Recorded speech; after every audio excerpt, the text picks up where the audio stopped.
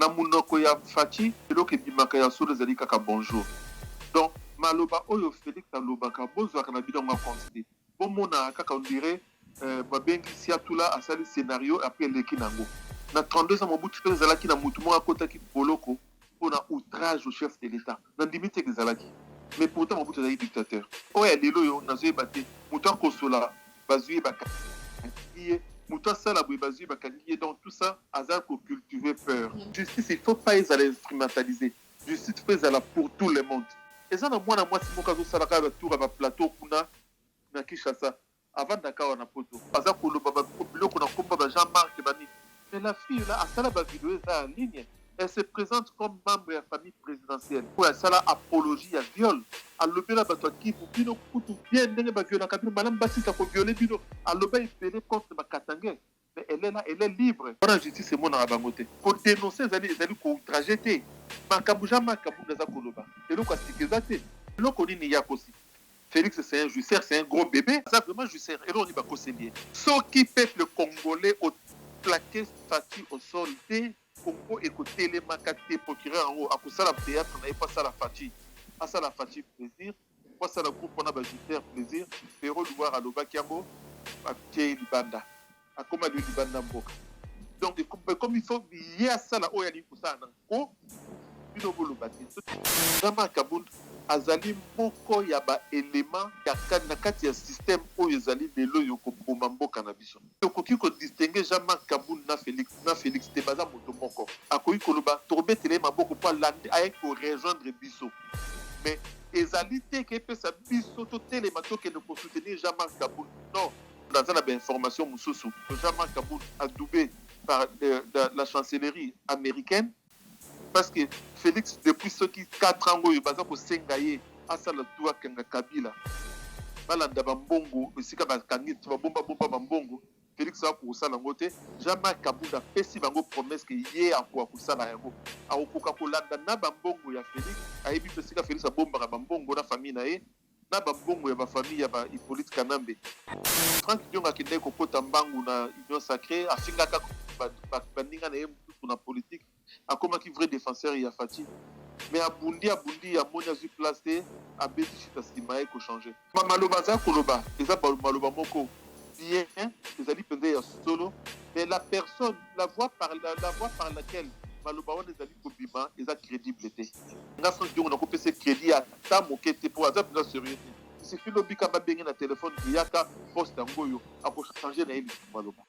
Monisco ezali inefficace na kati ya Congo. Bila bango ezali largement négatif. Parce que eloko tu ya kosala te ke kokangaba bisaka na bango pe ba dégager. Komona lelo bahati lukwe bonde muto asenga Monisco bakende. Nazolo bakaka e bombi nini. Est-ce que ce n'est pas un arbre qui cache la forêt? Ceux qui bango vraiment ba longwe. En tout cas Kagame na Museveni na Fati pour accélérer plan bango bazana contre la RDC. Et puis bobo sénateur Monisco passe na kati ya COP. Obenga bato ba sadek obenga banini tout ça. Déjà au Monisco bango pe parce que tous les chefs d'état ba ina bango te. Bato ba benga la diplomatie soit fatigante, soit diplomatie fatigante. Bozo mona ngonde neza nango limbondo na limbondo. Poka o ba dire que ça na bitumba. Unanganda bakanga pays na guerre pour soutenir FARDC. Mais bomoni lobby awa dans concert privé ya Jubé na cité ya Ouya. Concert privé ba bengisi Jubé ba vandi groupe ba jouisseur bandwana ba faussaire ba chircouleur ba jouisseur.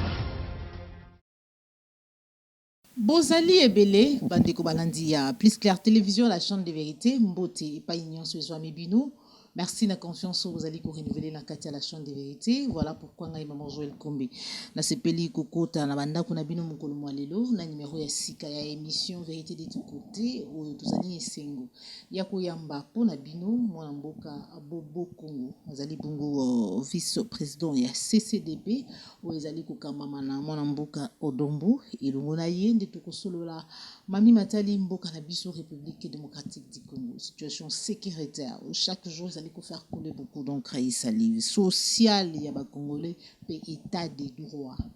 Trobo sanate était président de la République Mokambia Ekolo. Alobaka na ba Congolais, ba bazali koemetaka ba point de vue na bango kopesa ba opinion na bango sur maimatali Mokambia mboka na biso République démocratique du Congo. Lolenge ni ezali ko kamba mape ko tambola na régime na ye. Abi eti bakotikala kokanga mutu moko te mpona baopinion na ye. Mais oyo tozali kocomprendre ete ezali baarrestation baenlèvement ya bajournaliste mpe ya bapolitique to mpe ya bilenge oyo bazali koemettre bapoint de vue na bango bakopesa baopinion na bango na lolenge oyo mboka ezali kotambola to mpe kokambama. Lobi biso nyonso elongo na bino tolandaki enlèvement. Yandeko Jimmy Kitenge wazali bongo secrétaire national en charge ya communication na kati ya PPRD oyo basilaki comment enlever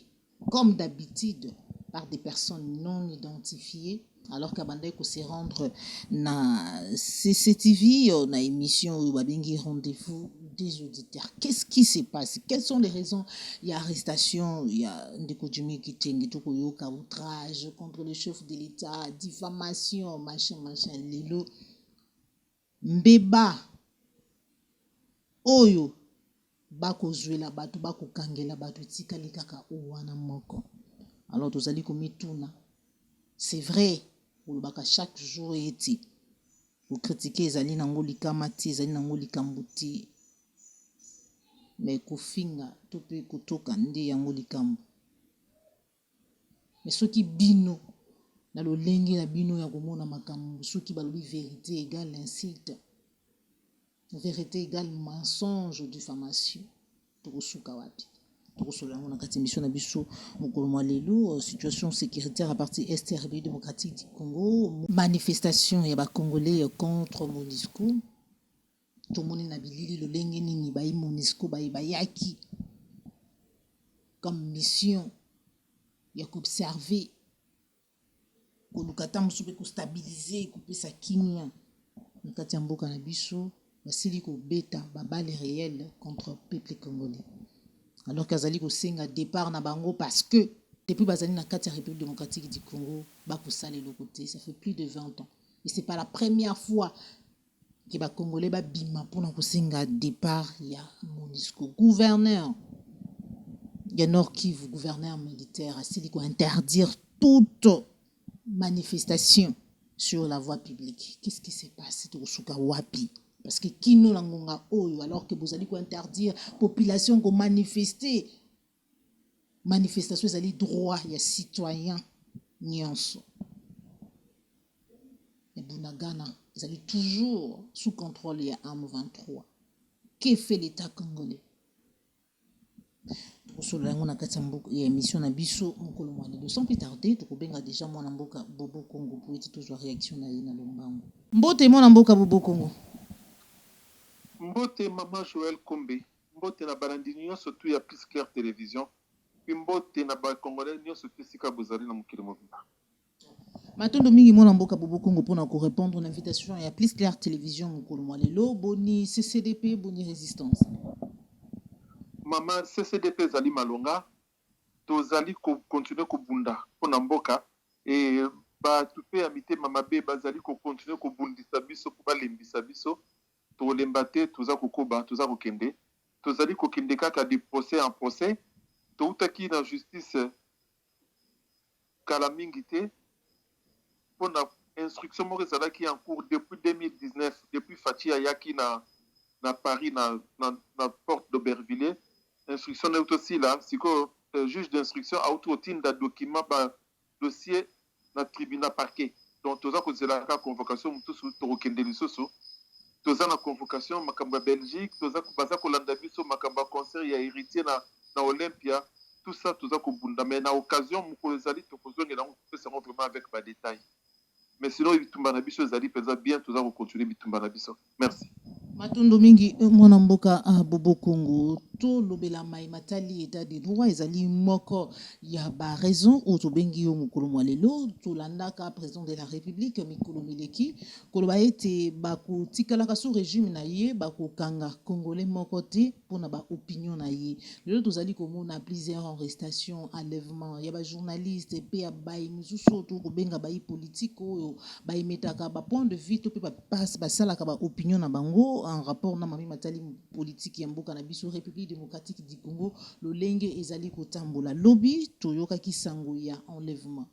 par des personnes non inconnues lolenge ezalaka kaka na kati ya mboka na biso ya ndeko Jimmy Kitenge oyo azali bongo secrétaire national chargé ya communication na kati ya PPRD oyambi yango lolenge nini parce que déjà na ngambu ya PPRD basalaki ba déclaration mpona koexige libération na ye.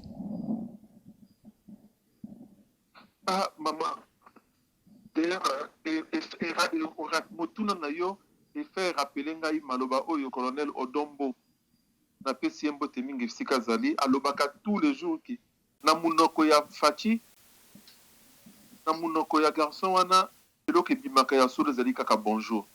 Donc maloba oyo Félix alobaka bozwaka na bino ngo constater bomona kaka on dirait babengi siatula asali scénario après eleki nango bozwa yango constater parce que soki bongo bozala kokendaka kaka ti suki kozala te alobaki aza kokangaka bato mpona baopinion mais oyebi eloko moko nga na koloba naza koluka mo boye na mémoire na ngai naza koluka nakanisi bato oyo bayeba kotémoigner ou bien kofaire démentir nga mais en tout cas nga na souvenir na nga nayebi te soki ntango mobutu na 32 ans mobutu mpe ezalaki na motu moko akotaki boloko mpona outrage au chef de l'état nandimi te ezalaki mais pourtant mobutu azalaki dictateur soki ezalaki mpona outrage au chef de l'état nakanisi moitié ye nyonso to ya idps bakade to ya idps yango baza na boloko mobutu asalaki yango te mais oyo ya lelo oyo nazoyeba te moto akosola bazwi ye bakangi ye moto asala boye bazwi ye bakangi ye donc tout ça aza kocultive peur état de droit oyo ye azali koprone ezali te libertinage elingi oloba te kesengeli bolobaka nyonso même des anciens mama toyebisaka bino mikolo nyonso tu ke idps donc idps ya bafondamentaux te oyo ya papa ngalula pananjila créaki te na bacompagnon de liste na ye mosusu idps wana te mais idps oyoyo ezali vraiment po kozwaka ngo lokola troupe théâtrale oyo tu balobaka eza nango lokuta kolobaka libertinage nayebi te motu nyonso tu ezala liberté bango nde te bakoki koqualifier likambo soki eza libertinage to liberté non il y a une justice il faut pas ezala instrumentaliser justice faut ezala pour tout le monde mais biso justice yango tozomona ke ezali vraiment instrumentalisé mpo baoyo baza na ngambo wana bakoki koloba nyonso eza na mwana mwasi moko azosalaka batour ya baplateau kuna na Kinshasa avandaka awa na poto awasa batour ya baplateau aza koloba biloko na komba ba Jean-Marc banini mais la fille là asala bavideo eza en ligne elle se présente comme membre de la famille présidentielle asala bavideo eza na ligne oyo asala apologie ya viol alobela bato ya kivu bino kutu bien ndenge baviolaka bino malamu basisa koviole bino aloba ebele contre bakatange mais elle est là elle est libre mais ntango Jean-Marc Kabunda alobi c'est elle qui se promène qui balade na baplateau nyonso te batélévision mpona koya koloba wana justice emonaka bango te justice ekoki kozala ya deux vitesses te justice fo ezala pour tout le monde et c'est quoi ça eloko tina babenga outrage ya chef de l'état ebandaka wapi esukaka wapi soki omuta alobi ke chef de l'état azali incompétent est-ce que ezali outrage est-ce que ezali insulte ebandaka wapi esukaka wapi tomona kutu awa biso kutu tozali na france awa moto abeta Emmanuel Macron mbata bakatele 4 mois avec sursis akota boloko te bon outrage yango ebandaka place nini esika nini bayebi ke eza outrage ebandaka place nini po place nini bakokalifie ke ezali insulte parce que tokoki komona yango makambo ya Jean-Marc Kabunda alobi ke azali incompétent alobi ke azali judiciaire babi balandela ye mpona outrage place nini yango ezalaki insulte outrage c'est quoi alors badefisa yango ndenge nini oyo Jean-Marc Kabunda asukaki wana te alobeli makambo ya paradis fiscaux alobeli makambo misusu na mboka oyo ezali sérieux soki révélation bongo esalami bala moko procureur général près ya cour ya cassation honnête ye Félix azali juge naturel na ye ezali procureur général pour la Cour suprême bala moko alingaka se saisir na dossier abanda banquête Jean-Marc makambo lobi est-ce que lobi ya solo est-ce que ça na ba preuve est-ce que ça boye te bongo ngai ko évoluer boko kanga mutu te mutu asali dénonciation boko kanga yete pona outrage boko poursuivre te pona outrage ko dénoncer ezali ko outrage te makambo Jean-Marc kabunda za koloba eloko asikeza te. Ça fait plusieurs mois biso na CCDP, notamment président Odombo, alobaka yango banaka tozalaki biso mise au courant ndeni ba avion za kumemaka ba bongo liquide na Arabie Saoudite, na ba Dubaï banini. Plusieurs fois. Jean-Marc Kabouda yeka ko confirmer pour na biso ba CCDP, ayeka ko confirmer ba information tozalaka na yango bandakala. Bon, ce qui ba ko ba monique procureur a bandi banquette, c'est que Jean-Marc a coquille ko fournir ba preuve te na makambo yaza koloba wana nde bakoki poursuivre ye sikoyo omoni bakoki poursuivre ye mpona makambo mosusu mais bakoki koloba te parce que ye a dénoncé na bosambi se to bobengo mbala moko outrage alobi bazobimisa bambongo alobi azali incompétent alobi azali juicer sikoyo na eloko nini ya kosi na eloko nini ya kosi Félix, c'est un juicer, c'est un gros bébé. Maintenant, c'est un gros bébé. Il y aura des gens qui vont jouer. Oh, il y a qui tiennent à beaucoup. Il y a voiture, il y a tricycle. C'est un gros bébé. Oui, et là, c'est là qu'il y a un match, il y a Maroc dans le Léopard. Et là, heureusement d'ailleurs que le Léopard est éliminé. Parce que il faut là qui pensait au bébé un incident diplomatique. À Kenda, Kokota, na pourtour, il y a na vestiaire, il y a Maroc, na mi-temps, sans permission, sans qu'il avertir Bango. Pour nini. Il y a un fanatique, il y a un joueur, il y a un fanatique à Paris Saint-Germain et qui Hakimi, joueur à Paris Saint-Germain, il y a Marseille, il y a un qui repère sa imbote. Dans le mi-temps, il y a un adversaire à Maroc, il y a un joueur à Paris Saint-Germain. Tout le monde est dans Marbella, il y a un photo de Chavi. Donc, lui, c'est un joueur, c'est vraiment un joueur, et là, on est conseiller. Tout le monde est dans le lobby à Zongiao, il faut qu'on dire que ça n'a pas de tumba. On a un Kanga. Pays dans la guerre pour soutenir FARDC. Mais bon, mon lobby awa dans concert privé, il y a Jubé dans la cité à Ouya. Concert privé, bah bengisi Jubé, bah vandi groupe bah jouisseur, bandouana bah faussaire, bah chécouleur, bah jouisseur, bah incompétent. Ce bah bengaza jouisseur, il y a moi bah bengaza est-ce que zali insulte? Mais non. Il faut comme nous faisons dans le cadre. Il y a moi on a biso tozali kulobelo ko moko. Ce qui peuple congolais au plaqué statut au sol de Congo et côté les Makate parce qu'avec Yé, Tozong ici Congo Sima il y a plus de 40 ans. Tozong ici Congo Sima il y a plus de 40 ans.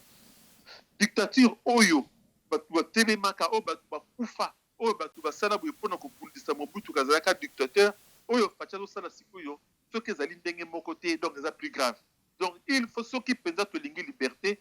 ceux qui te linguer liberté, to vivre le corps à battre sur tout dans mon kili. On zamba sala bango qui va vivre dans la liberté. Dengue liberté, ça l'a recommandé. N'a pas papier, il y a convention à Genève, et il faut il faut plaquer Fatih. Il faut te plaquer Fatih. Maintenant, mingi mwana mboka a Bobo Congo, est-ce que ezalaki prévisible tant Hollandi la déclaration ya Jean-Marc Kabundo ezalaki sur RFI ou ezalaki awa na point de presse na ye, est-ce que lobaki quelque part kotala lolenge ni état de droit ezali kotambola na République démocratique du Congo na lolenge na yango que Jean-Marc Kabundo bakokangaka ye parce que déjà Assemblée nationale et où tu ko valider tout peu ko yamba demande topé requête il y a procureur général près la cour de cassation où il y a sengi levé ya ba immunité il y a Jean-Marc Kabundu pour être kende kosamba procureur wana azangi na ye musala osala ba makambo epele ezosalama na Congo wana makambo epele ezoleka na Congo oyo soki procureur wana azalaki vraiment na souci ya ko faire triompher la justice alingaki asala makambo ya Jean-Marc Kabound d'abord alobi en tant qu'acteur politique alobi en tant qu'acteur politique maloba na ye engagaki parlementaire alobaki en tant qu'acteur politique et puis azali pe député ntango azali koloba en tant que député azali couvert na bayi donc bango te bakoki koya koloba et puis eloko nini alobi ya mabe mais moi je pense que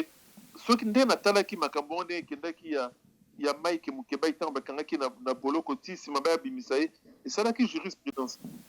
Donc je ne pense pas que ba okaye procureur en haut à ça la théâtre n'a pas ça la fatigue. À ça la fatigue plaisir, pas ça la groupe on a bajouter plaisir. Mais na limite que ba koza na makoki penza ya kokanga pe jamais kabunda. Ceux qui ba serrer la justice, ceux qui ba instrumentaliser monter. Ceux qui ba serrer la justice ba kokanga été parce que aloba qui en tant qu'acteur politique et puis en tant que député azali gouverne ba immunité. Depuis makamba lobby ata na likambo moko akosité. Jamais kabunda ekoloba kaka oyo biso tolobaka banda kala oyo ba résistant ebele baloba yango banda kala ba Kerwin Maizo ba Patrick Beko ba Odongo batu bazali ebele ba mama Candido Keke baloba yango banda kala Pero Louar alobaki yango batie libanda akoma le libanda mboka. Donc comme il faut y a ça là oyo ali kusana ko bino boloba te soki bolobi ba bengi bakangi mino na boloko. Par rapport à Jean-Marc Kabound, maman nanga. Jean-Marc Kabound azali moko ya ba élément ya na kati ya système oyo ezali lelo yo ko boma mboka na biso. Tokoki ko distinguer Jean-Marc Kabound na Félix te baza moto moko. Sikoyo soki ye lelo akomi koya koloba makambo biso kaka toloba banda kala. Et que na minute oyo en tant que proche collaborateur ya Félix il a quand même une voix qui porte un peu plus que la mienne. Akoyi koloba torbe tele maboko pour lande avec ko rejoindre biso. Mais ezalité que peut sa biso to tele matoke ne ko soutenir Jean-Marc Kabound. Non, parce que Jean-Marc Kabound na koyi koloba te que aza ko sala Jena Félix na koyi koloba ngote pour dans la information mususu. Mais naebi que Jean-Marc Kabound na Félix ba kabwani aza lelo oyo Jean-Marc Kabound a doublé par la chancellerie américaine parce que Félix depuis ce qui 4 ans oyo baza ko sengaye asala tuwa kanga Kabila balanda bambongo esika bakangi bomba bambongo Félix a ko sala ngote Jean-Marc Kabound a pesi bango promesse que ye akwa ko sala yango akoka ko landa na bambongo ya Félix ayebi pesika Félix a bomba bambongo na famille na ye na bambongo ya ba famille ya ba Hippolyte Kanambe o ba benga Joseph Kabila. Jean-Marc Kabound a pesi ba américain assurance que yeso ki ba meki ko soutenir ye ya ko kanga bango to landa bambongo wana. Et donc eza bitumba mususu mais biso ba résistant nous n'avons aucune raison lilo ya ko soutenir Jean-Marc Kabound, aucune raison parce que c'est lui qui est venu rejoindre ligne na biso. Makabo nyoso tu ya lo biloko moko ya sikizate tout et si toloba yango tout et si toloba. Merci beaucoup. Mwana mboka Bobo Congo nyonso Jean-Marc Kabound azali koloba lelo ba résistant basi baloba yango. Oyamaki ndenge nini pe déclaration sortie médiatique d'abord par point de presse hein. Il y a Franck Diongo, président de MLP. Ensuite sali sous déclaration sous sortie médiatique sous na plateau ya Peter Tiani bipa iwapi ya talisi ya lobi ete makambo o Félix Tshilombo Tshisekedi ya kosala lelo ezali kolakisa dictature azali un dictateur au sommet de l'État. Réaction na Oui maman, malheureusement malobango za kumepa ya mutoka Franck Diongo oyo ndenge babenga kaza azali politique aza gâchis quoi c'est vraiment gâchis azali politicien moko sa bimane mupepe azana mal existence et Franck Diongo akende kokota mbangu na union sacrée afingaka baninga na ye mutu na politique akomaki vrai défenseur ya Fati mais abundi ya moni azu placé abeti chita sima ko changer c'est que babeloko tout yaza koloba lelo oyo c'est vrai qu'azolo baba vérité eza babiloko biso to yebi o biso pe tolobaka o pe biso te dénonçaka. Mais nga question na ngai c'est kaka lelo ne Franck Diongo yebi kaka lelo na 4 années ya Félix oyo kaka lelo donc maloba za koloba eza maloba moko bien ezali penza ya solo mais la personne la voix par laquelle maloba wana ezali kobima eza crédible te eza vraiment crédible te nga Franck Diongo na kopesa crédit ya ta moke te po aza penza sérieux te il suffit lobika babenge na téléphone ki yaka poste yango oyo ako changer na ye lisusu maloba il y a vraiment crédible mais au moins ba maloba mingi o ya lobby s'en tient vraiment la route parce que ça ba biloko kaka il se peut toloba yango bandaka. Merci. Merci beaucoup Mwana mboka Bobo Congo tozali kokoba toujours na émission na biso situation sécuritaire ya mboka na biso République démocratique du Congo mwana mboka Bobo Congo kino na ngongo tozali kosolola Bunagana toujours sous contrôle ya M23 tokoloba lelo ki République démocratique du Congo force armée na biso bazali incapable ya kotia libanda bayina tupe banguna o bazali kobundisa mboka na biso. balandi ya plus clair télévision baoyo baza na bomesano ya kolanda plus clair télévision bayebi ke na micro ya mama Joël Kombe en tout cas plus d'une fois naloba ke M23 ezalaka toujours na balien na famille Tshisekedi taloba ekutu ke M23 ezalaka famille Tshisekedi nasi naloba yango plus d'une fois na émission oyo bato boyebi bouta komona ndeko Pero Luara ayambaki un certain Willy Ngoma oyo aza ko se présenter comme porte-parole ya M23 boni babiloko ya lobi ke bazalaki na masolo na Félix avant kutu même Félix amata na place oyo bapesa ye wana akoma président bazalaki na masolo Félix akomi wana abengi bango pendant 14 mois apesaki bango ndako na Gombe bakendaki na Banzangungu na nini ya Efatebel na nini na bablende kuna il fallait pas installer bango kuna il fallait pas incorporer bango na armée donc tout ça biso tolobaka yango banda kala ke M23 si et salama na 2011 si la création na yango et salama en tout cas bazalaka na connivence na famille Tshisekedi ezalaki na Etienne Tshisekedi de triste mémoire le plus grand escroc politique et le plus grand escroc politique à l'histoire et Afrique et puis lelo na mwana na ye lelo oyo oza komona yango balobi na biso Bunagana ekatani toza komona ka deni babale diplomatique ba réunion de gauche à droite bani toza komona yango mais biso na CCDP tolobaka yango banda kala ke ba groupe oyo wana so nyonso babengi baprésentaka biso ba M23 bagomino banini bagroupe yango ezali ebele nyonso tu wana ezalaka armée patriotique rwandaise ndenge ndeko Kevin Maïs akendaka musika alobaka nyonso tu wana ezali na kati ya INAR po tosangisa yango ezali INAR Union nationale rwandaise eloko oyo wana baza kocontrôle lelo Uganda po bango nde batia Museveni parce que azali d'origine tuti rwandais batia ye kuna baokipa Uganda baza kocontrôle lelo Rwanda par Paul Kagame baza kocontrôle Congo par Félix Tshilombo baza kocontrôle puis baza kocontinue kokende lelo oyo mama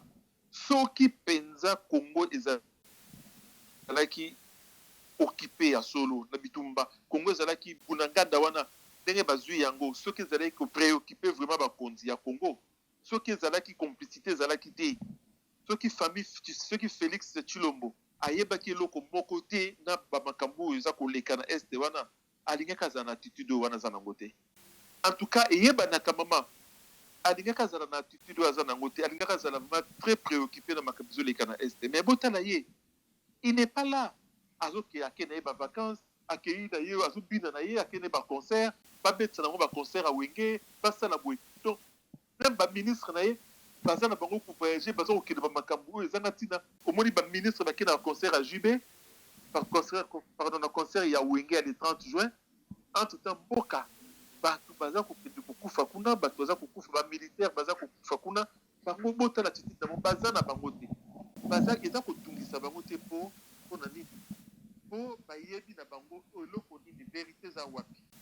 bayebi na bango vérité ezali wapi oyo tu biso toza komonaka eza scénario eloko ezosalaka mpasi eloko ezosala mpasi bajeune congolais mosusu baza kokende kuna de bonne foi ou bien par la contrainte ya métier aza militaire akoboya bitumba te fo batindeka akende baza kokende kosilisaka bango malembe bazali kokende koextermine bango mais suka komona nini Félix akosuka konégocie na M23 oyo ntango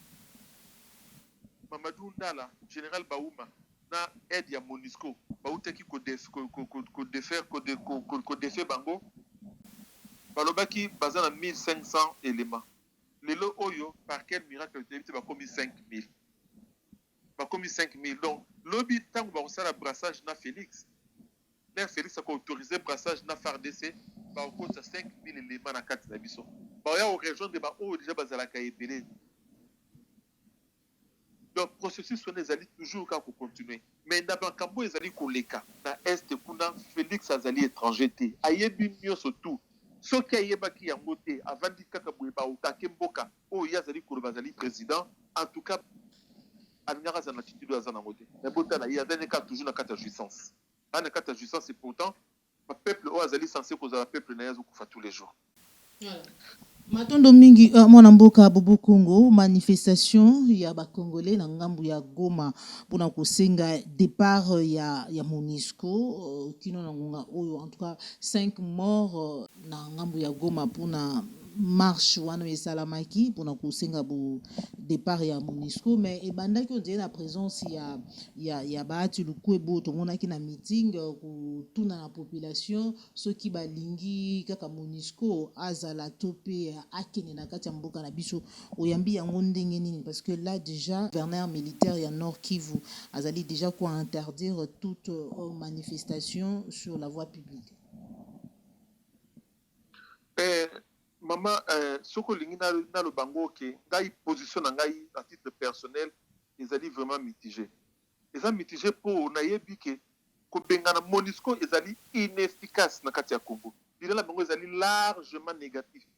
na kati po na RDC. Donc bazana eloko soki bilan eza négatif bazana eloko mutu ya kosala te ke kokanga bisaka na bango pe ba dégager.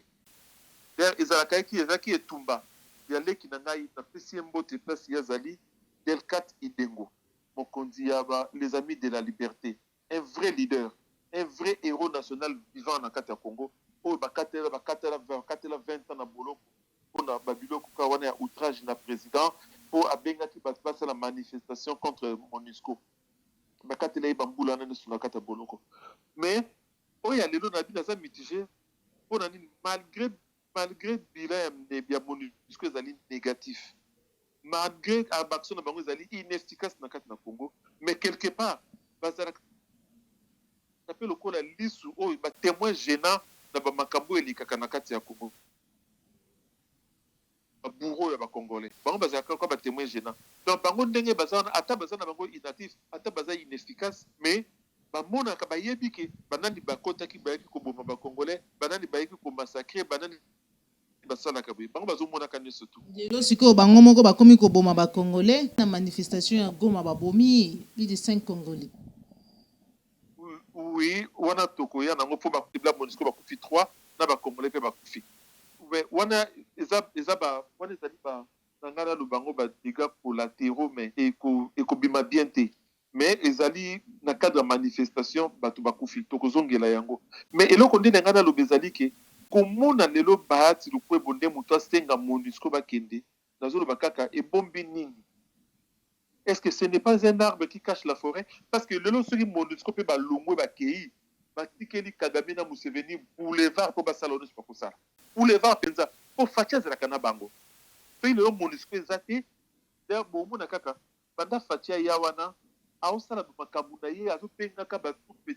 batroupe armée étrangère azokendaka kokenda banini bapaye belebele akalikilaka MONUSCO te na kati ya plan ya projet ya Fati mpo na paix ya Congo akotisaka MONUSCO te.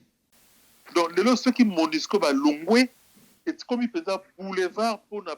barwandais wana mpo na banazi tuti basala oyo bakosala na Congo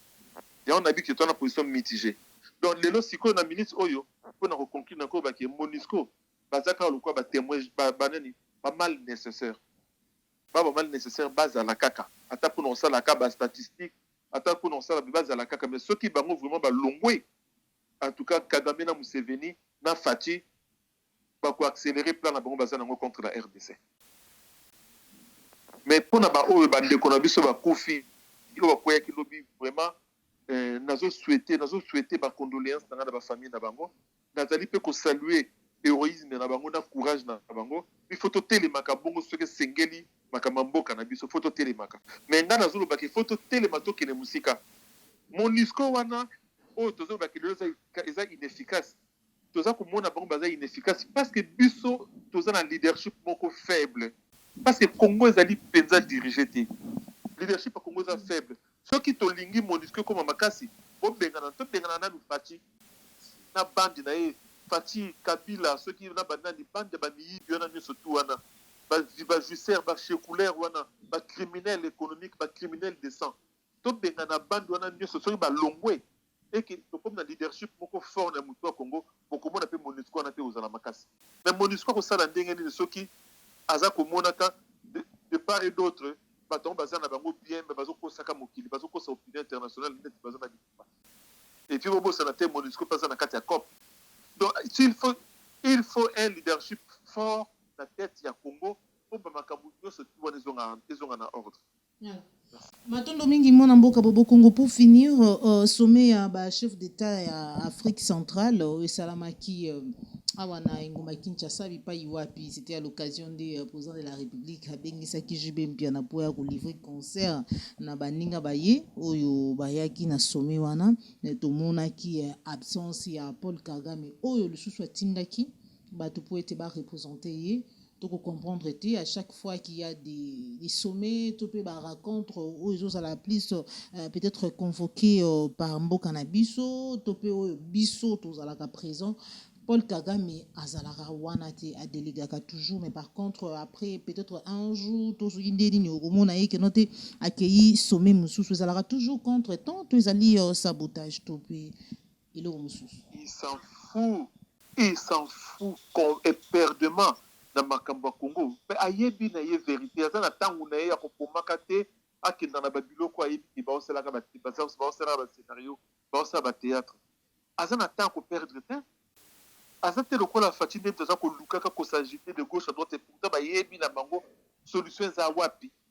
mpo na nini eloko nini tokoki kosala mpo solution ezwama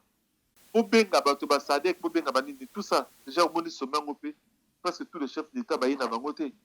bato babengaka diplomatie soki fatigante soki diplomatie fatigante bozomona yango ndenge eza nango limbondo na limbondo bozomona yango ndenge eza nango kaka bongo eloko moko te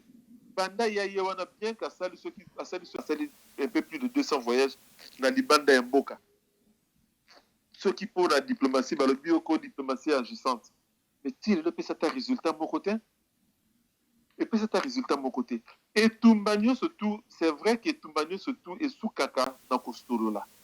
mais par rapport il faut kozala toujours na rapport il faut créer toujours rapport de force etumba nyonso tout ezalaka bobundi nanu nsima bosololi et non ntango bosolola parce que armée bazambien bakotaki bazwa biso mabele na katanga kuna tokenda kobunda te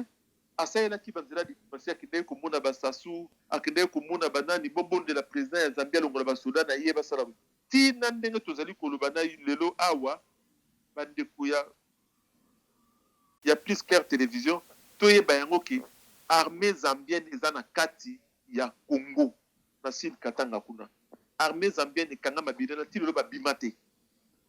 bunanganda kuna ezali mpe kaka bazali mpe wana ti lelo babima te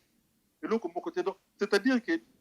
mpona Kinshasa lelo mpona Kinshasa ekomi ke bunanganda eke nango ka eloko kosala eza suti eloko eke nango mpo depuis wana bomoni ata mbala moko te ko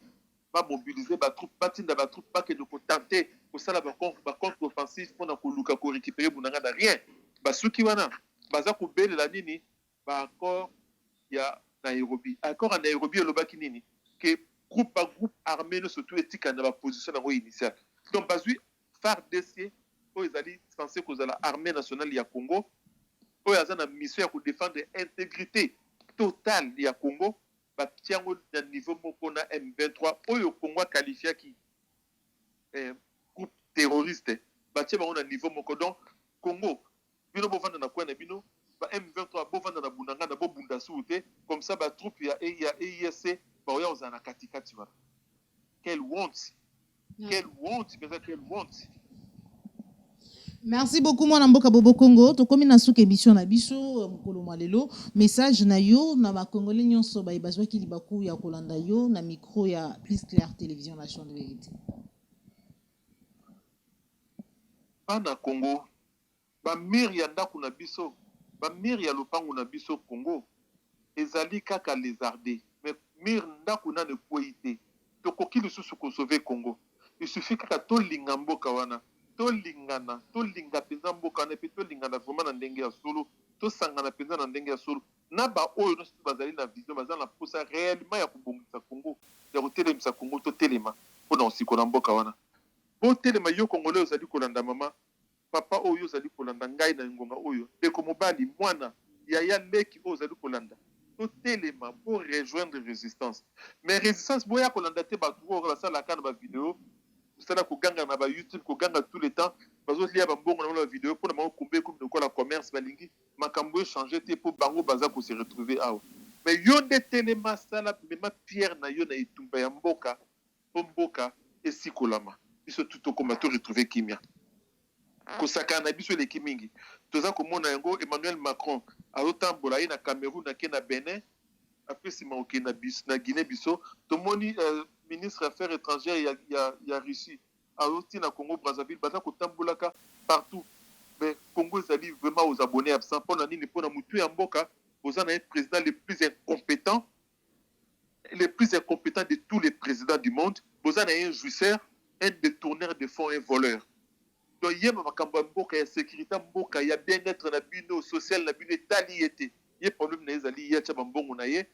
récupérer babiloko ya salaki te na bomwana oyo abandaki korêve pa bana mobutu babandaki kosala ye basala yango lelo yo place na ye ezali te alors po yo Congolais ozwa place na yo yo moko po miluka mpe place na yo il faut misala place na yo na Congo toyaki kotika moto te Congo eza ya biso nyonso tu moto abangisa moto te merci.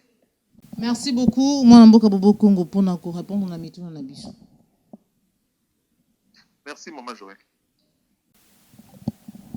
Bandeko balandi ya Plus Clair Télévision, la chaîne de vérité, la chaîne plus information réelle. Tozalaki ne singo ya koyamba pona bino mokolo mwalelo mwana mboka bobo Congo azali bongo vice président ya CCDP bo ezali kokambama na mwana mboka Ozombo elongo na ye nde tosololaki mambi matali mboka na biso République démocratique du Congo. Mituna ezalaki bongo ya biso biyano ezalaki ya ye mikasi ya mboto karbona elongo na bino na kati ya émission na biso mokolo mwalelo la pesi matondo mingi na baunion so vous allez soutenir Plus Clair Télévision de près ou de loin, vous allez soutenir maman Joël Kombe. En tout cas, merci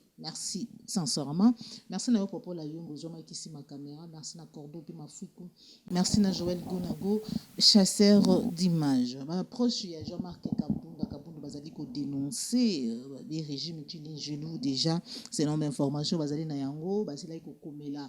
directeur ya prison centrale ya Makala ete akoka ko réserver déjà chambre na pavillon 8 pour na koyamba Jean-Marc Kabunda wana ezali information ou tout celui ko na ba proche ya Jean-Marc Kabunda donc c'est déjà yakoye bama ki Jean-Marc Kabunda akokende prison centrale ya Makala. Merci tokutani bongo malasi maso ko la ba télévision c'est pela ki na émission liker et partager les alim bala liboso la biso ko bosa mati ko s'abonner na kati ya Plus Clair Télévision la chaîne de vérité. Au revoir.